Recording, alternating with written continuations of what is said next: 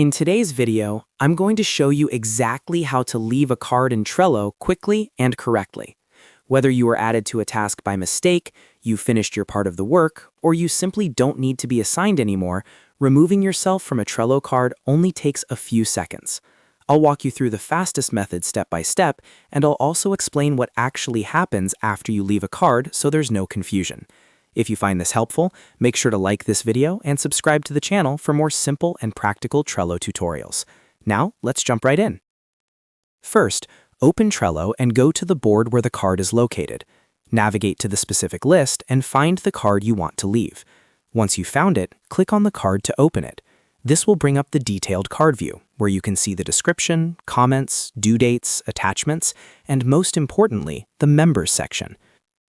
Inside the card, look on the right-hand side panel for the Members area.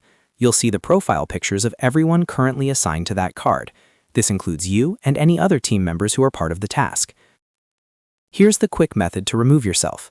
Simply click directly on your own profile picture inside the Members section. That's it.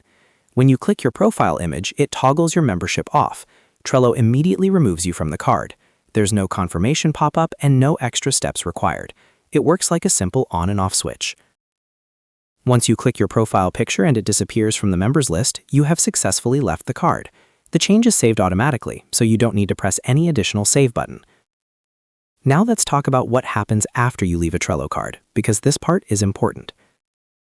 First, you will stop receiving notifications related specifically to that card.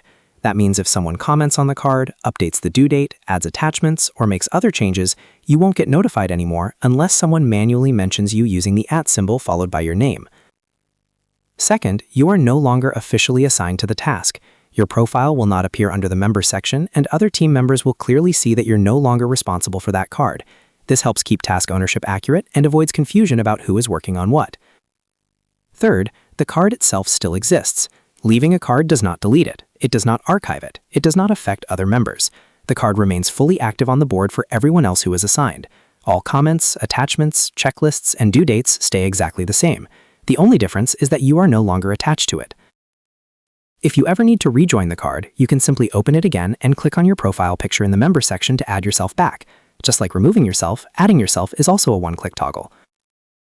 As a quick tip, if you frequently get added to cards automatically through Butler automation or team workflows, you may want to check your board's automation rules to understand why you're being assigned in the first place. But for most situations, manually removing yourself using this method is the fastest solution. So to quickly recap, open the card, find the Members section, click your profile picture, and you're removed instantly.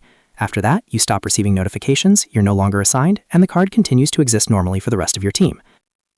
That's all there is to it. Simple, fast, and clean. If this tutorial helped you, don't forget to like this video and subscribe to the channel for more Trello tips, productivity guides, and step-by-step software tutorials. Thanks for watching, and I'll see you in the next video.